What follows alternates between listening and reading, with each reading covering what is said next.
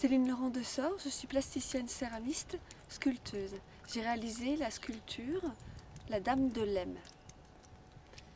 Je suis directrice du SPIFAC, Centre professionnel international de formation aux arts céramiques. L'objectif de ce moulage, c'est de réaliser un moule en au moins 9 parties de plâtre, en une seule coulée de plâtre d'environ 25 kg. La première chose à faire pour déterminer comment on va mouler une sculpture, c'est surtout de savoir comment on va la démouler lors du tirage en céramique. 1, 2, 3, 4, 5, 6, 7, on est à 7, 8, 9 parties.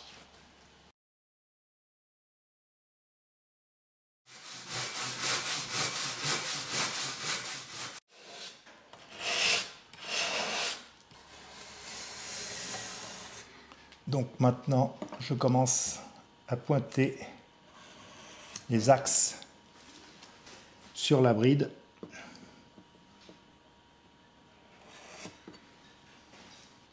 Et venir le faire à la main. C'est un petit peu plus long.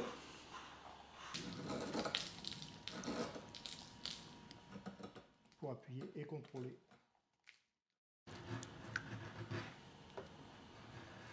On restera toujours bien en V.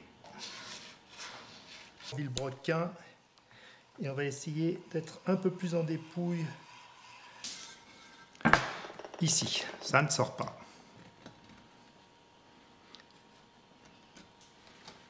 La deuxième main est souvent utile.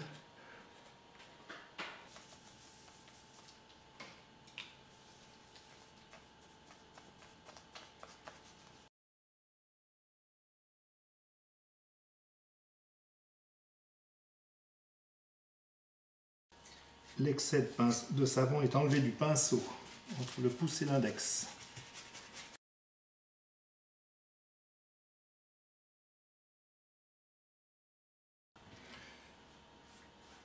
En essayant de la faire le plus concentré possible. Vous ne mélangez pas les produits. Vérifiez qu'il n'y a pas trop de surplus.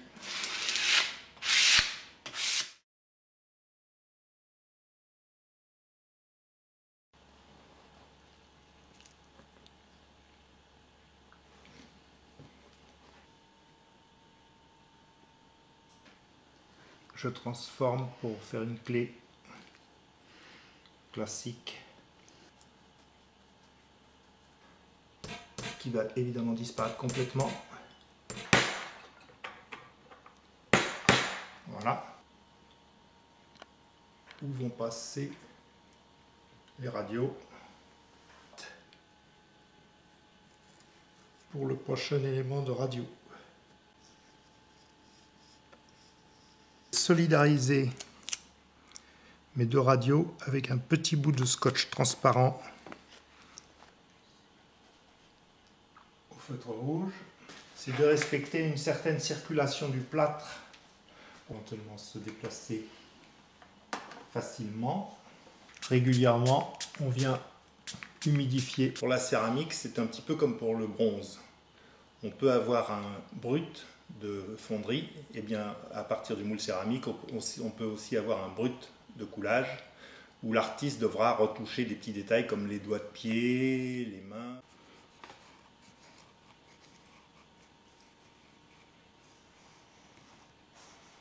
En gardant un point de repère ici pour voir le jour, et je vais pointer sommairement tout ce qu'il faut que je coupe pour être parallèle.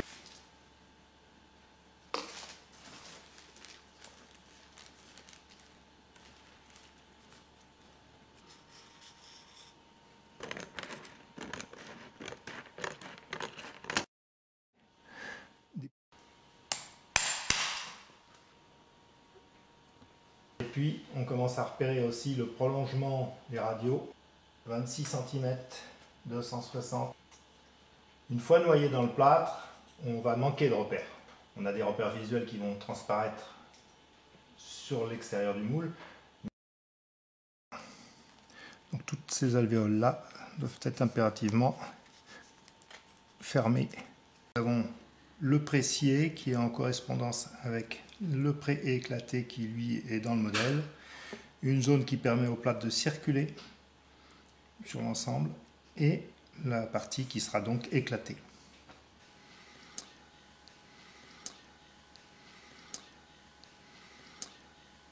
Là aussi, j'ai utilisé deux petits clous aiguilles. Là, c'est une variante. La radio est collée directement sur le pressier parce que je ne pouvais pas inciser le bras pour rentrer une radio dedans. Donc, il y a une partie éclatée par le pressier en plastique et une approche fine en radio.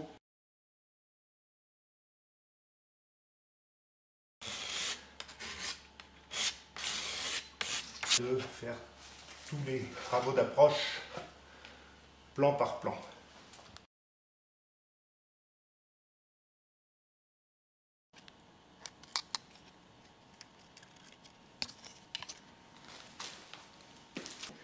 Les tenons vont se noyer dedans et je vais reprendre la coulée pour finir.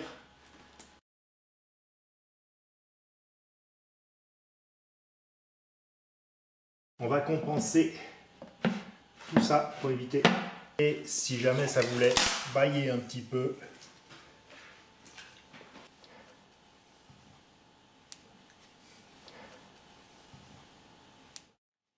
et je vais le...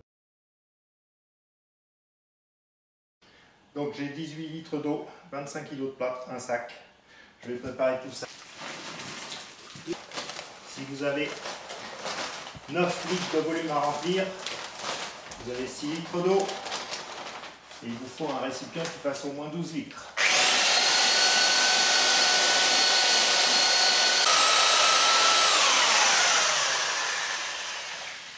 Il est normal de mettre la main au fond du seau pour vérifier qu'on n'a pas de grumeaux, de patate qui va se décoller au mauvais moment.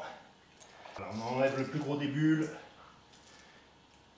On voit comment se comporte le plâtre, comment il couvre la main. Utilisez un seau comme ça que vous trouvez dans le commerce un peu partout. L'avantage c'est que ça fait un bec versaire et qu'il y a des poignées.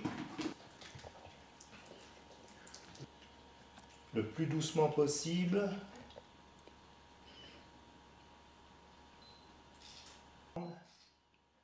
Pourrait.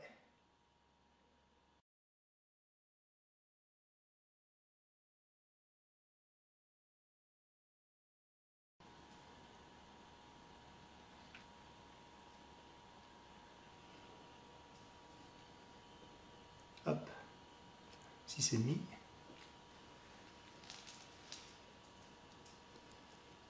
Sept.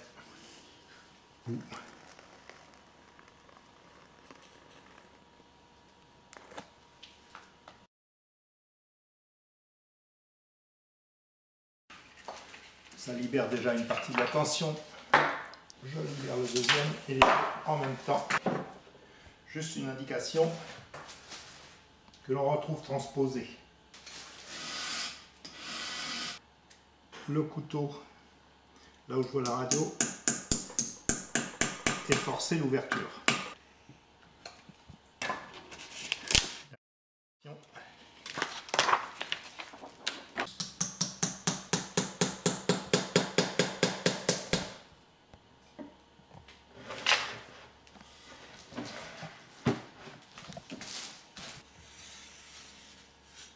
D'écartement entre les dents.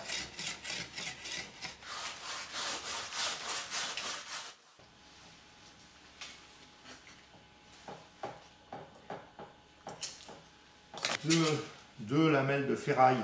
Je vais mettre en tension.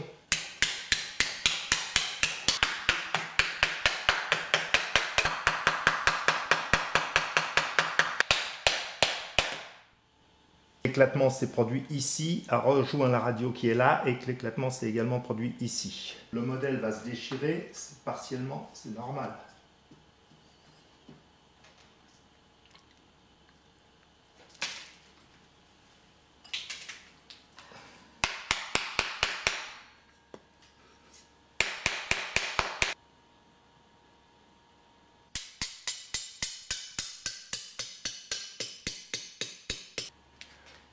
La matière va me parler.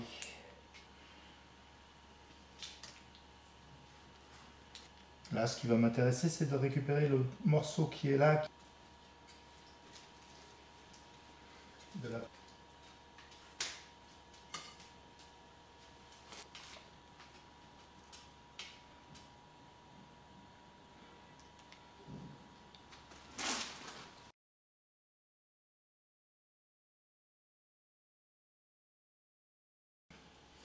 Donc je peux tracer au crayon,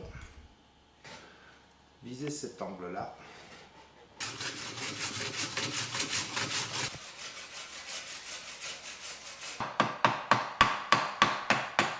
On voit que l'éclatement est réalisé. Doigt de protection et de guidage.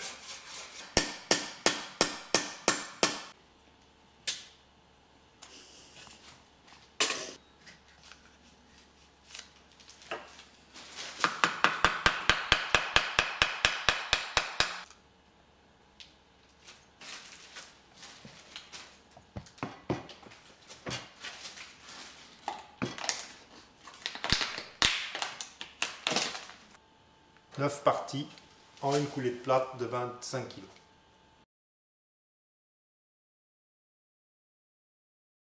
Des chanfreins pour tout ce qui est extérieur. On va éliminer toutes les petites poussières. On prend un pinceau sec. Les petits contrôles de dépouille vont être estimés. Les tétons ont déjà été coupés. J'ai environ toute cette zone-là de disponible pour pouvoir faire au moins un trou ici, un trou là.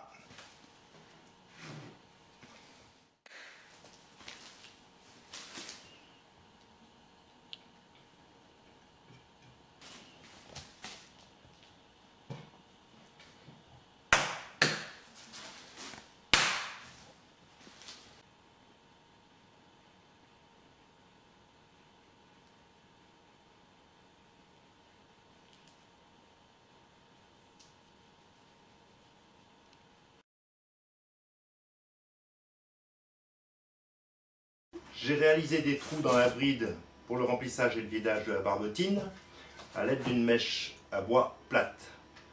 Donc cette petite sous-pièce là fait partie intégrante en fait de la bride. J'étais donc obligé de procéder à 2 éclatements supplémentaires, ici aussi, pour obtenir finalement un moule en 11 parties.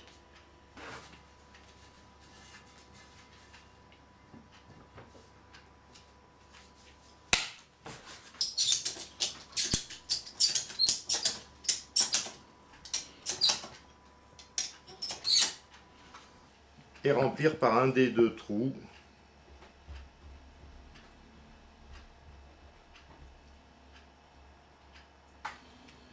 qui vont augmenter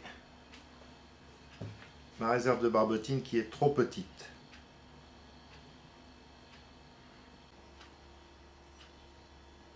Agiter un petit peu la barbotine à l'intérieur.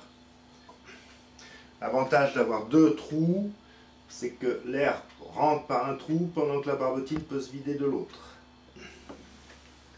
Ça va. Et je vais déplacer le moule en le portant cette fois le fond.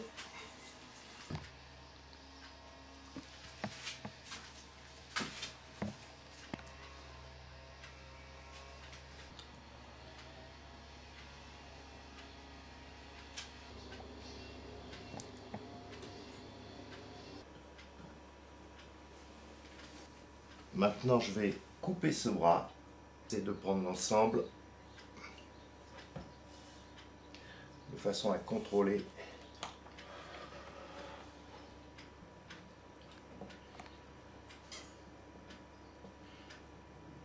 le recoller.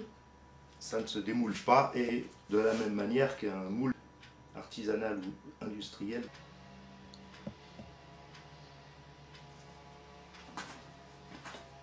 On a réalisé 4 tirages en faïence.